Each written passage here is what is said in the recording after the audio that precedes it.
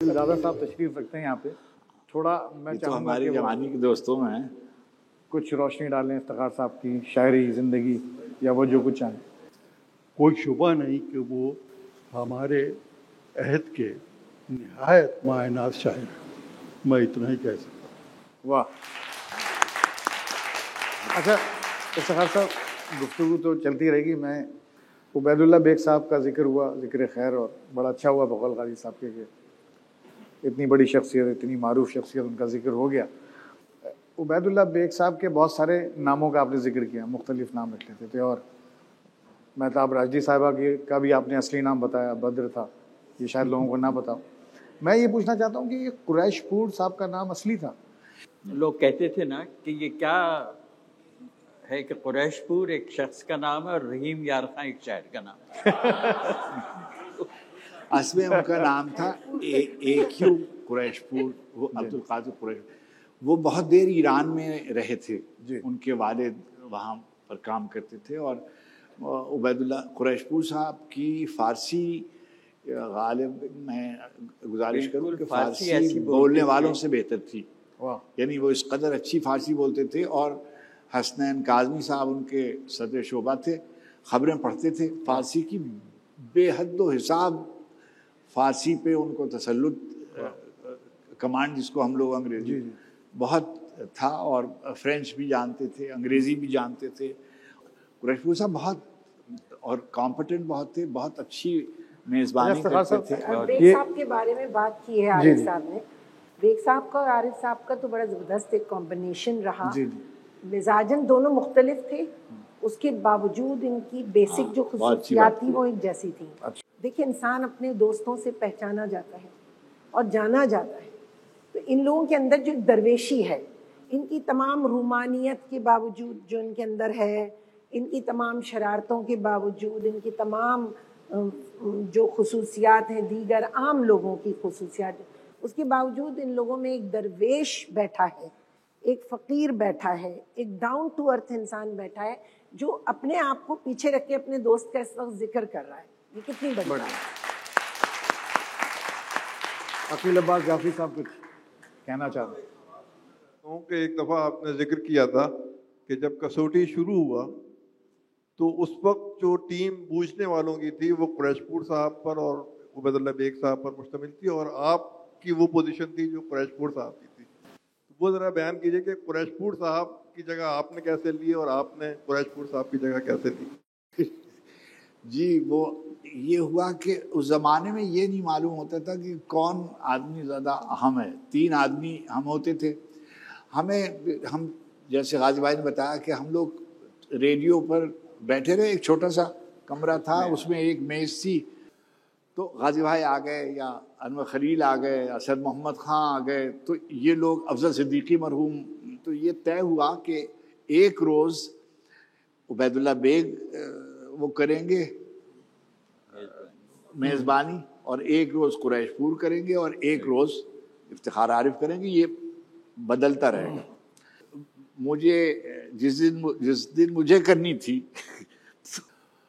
तो उस ज़माने में रोशनी का ये था कि मेरे गोले गोले से नज़र आते, मुझे नज़र ही नहीं आता था।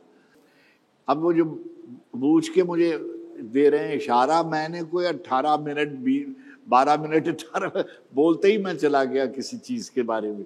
उन्होंने कहा भाई ये तो नहीं करेगा, बाकी ये दोनों करेंगे। मैं एक बात हमेशा कहता रहता हूँ कि किसी भी आदमी की दुनियावी कामयाबी के लिए जहाँ 2 बातें ज़रूरी हैं, एक तो उसके मातहत अच्छे हों, और दूसरे ये कि उसके ऊपर जो लोग बैठे हैं वो बेहतर हों। मैं उन खुशनसीबों में हूँ कि मुझे मुदब्बिर रिजवी जैसे आदमी मिले। मैं क्या, जैसे शकील भाई ने भी कहा कि कुछ सुना दीजिए। एक आजकल आपकी एक गज़ल है, वो बहुत सारे सियासतदान नहीं, और कोई शेर आता हो ना आता हो, लेकिन वो ज़रूर दोहराते हैं। वो और आम गुफ्तगू में भी, मेरे महबूब आखिर कब तमाशा ख़त्म होगा। एक ये इसकी फरमाइश है, दूसरा ये कि वो आखिरी आदमी का रिज। जी मैं, और तीसरी ये कि खूं बहा। और एक फरमाइश मेरी भी है, जितनी बातें हुई हैं उनसे मुझे बार बार आपकी वो नज़्म याद आ रही है और वो रवैया भी उस पर पूरा उतरता है जो आपका है, जो उबैदुल्लाह बेग का था, वो है अबू ज़र गफ्फारी और गैर मामूली अबू ज़र हाँ मैं सुना दूँ। और गैर मामूली नज़्म है। उससे सब कुछ समझ में आ जाएगा कि ये जो इस्तिआरे हैं ये करबला के ये ओढ़े हुए नहीं थे, ये अंदर उतरे हुए थे। और जो आइडियल शख्सियत है जिस पर नहीं लिखा गया, ये गैर मामूली मैं नज़्म है। सुना सकता हूँ। मैं ये मुझे याद भी है। ये मैं शहर गुल के शकील भाई, शहर गुल के खसो खाशाक से खौफ आता है। शहर गुल के खसो खाशाक से खौफ आता है, जिसका वारिस हूँ उसी खाक से खौफ आता है। और रहमत सैयद लौलाक पे कामिल ईमान, उम्मत सैयद लौलाक से खौफ आता है। रहमत सैयद लौलाक पे कामिल ईमान, उम्मत सैयद लौलाक से खौफ आता है। और जो इन्होंने नज़्म कही है, फिर मैं वो आपकी गज़ल के शेर पढ़ दूँ। नबी करीम अलैहिस्सलातु व तस्लीम की एक हदीस से मैंने उसका आगाज़ किया ताकि मौलवी साहब मुझे मारे नहीं। ज़ाहिर मैंने जैसे अर्ज़ किया कि मैं तो एक बुज़दिल आदमी हूँ, तो मैंने उसका पहरा हिसार उसका बना लिया था और हुजूर की एक हदीस से उसको शुरू किया था। सलाम उन पर, दुरूद उन पर। वो कह रहे थे किसी ने फलक ने साया नहीं किया ऐसे आदमी पर जो तुमसे सच्चा हो। अबू ज़र वो कह रहे थे ज़मीन ने बोझ ऐसे आदमी का नहीं उठाया जो तुमसे सच्चा हो। अबू ज़र फलक ने साया नहीं किया ऐसे आदमी पर जो तुमसे सच्चा हो। अबू ज़र वो कह रहे थे फलक ने साया नहीं किया ऐसे आदमी पर जो तुमसे सच्चा हो। अबू ज़र ज़मीन ने बोझ ऐसे आदमी का नहीं उठाया जो तुमसे सच्चा हो। अबू ज़र तमाम अहले यकीन तस्दीक कर रहे थे, सभी यसारो यमीन तस्दीक कर रहे थे। सलाम उन पर, दुरूद उन पर। मगर ज़माने ने ये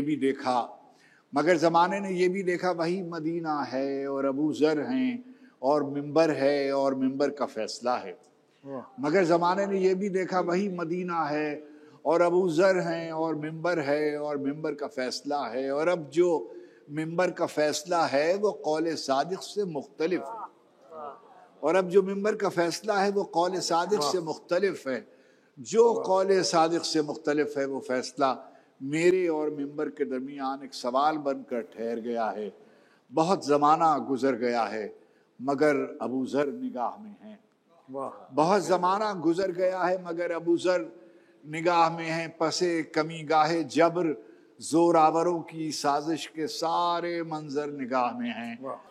दमिश्क व बगदाद व करतबा के सलासिल मसलहत की बख्शिश पे पलने वाले तमाम मिंबर निगाह में हैं। जहान मज़लूम बाब दीगर का मुंतज़िर है, नया ज़माना नए अबू ज़र का मुंतज़िर। सलाम उन पर, दुरूद उन पर। नज़्म तमाशा जी हाँ, कब ख़त्म होगा ये लगता है बिल्कुल आजकल के हालात में। पिछले साल हमने जो जंग ग्रुप निकालते हैं ना, कैसा होगा अगले साल के लिए, तो उसकी कवर पे हमने इसी को इस्तेमाल किया था। लेकिन ये कोई 15 साल पहले की है, 10-15 साल है ना? जी हाँ, 10 साल। हाँ। बिखर जाएंगे हम, क्या जब तमाशा खत्म होगा। बिखर जाएंगे हम क्या जब तमाशा खत्म होगा। मेरे माबूद आखिर कब तमाशा खत्म होगा। बिखर जाएंगे हम क्या जब तमाशा खत्म होगा। मेरे माबूद आखिर कब तमाशा खत्म होगा। चिरागे हुजरे दरवेश की बुझती हुई लौ। चिरागे हुजरे दरवेश की बुझती हुई लौ हवा से कह गई है अब तमाशा खत्म होगा। चिरागे हुजरे दरवेश की बुझती हुई लौ हवा से कह गई है अब तमाशा खत्म होगा। ये सब कठपुतलियाँ रक़्सां रहेंगी रात की रात। ये सब कठपुतलियाँ रक़्सां रहेंगी रात की रात। सहर से पहले पहले सब तमाशा खत्म होगा। ये सब कठपुतलियाँ रक़्सां रहेंगी रात की रात। सहर से पहले पहले सब तमाशा खत्म होगा। कहानी आप उलझी है कि उलझाई गई है। कहानी आप उलझी है कि उलझाई गई है। ये उगदा तब खुलेगा जब तमाशा खत्म होगा। कहानी आप उलझी है कि उलझाई गई है, ये उगदा तब खुलेगा जब तमाशा खत्म होगा। कहानी में नए किरदार शामिल हो गए हैं, कहानी में नए किरदार शामिल हो गए हैं, नहीं मालूम अब किस ढब तमाशा खत्म होगा। कहानी में नए किरदार शामिल हो गए हैं, नहीं मालूम अब किस ढब तमाशा खत्म होगा। तमाशा करने वालों को खबर दी जा चुकी है, तमाशा करने वालों को खबर दी जा चुकी है कि पर्दा कब गिरेगा, कब तमाशा खत्म होगा। तमाशा करने वालों को खबर दी जा चुकी है कि पर्दा कब गिरेगा।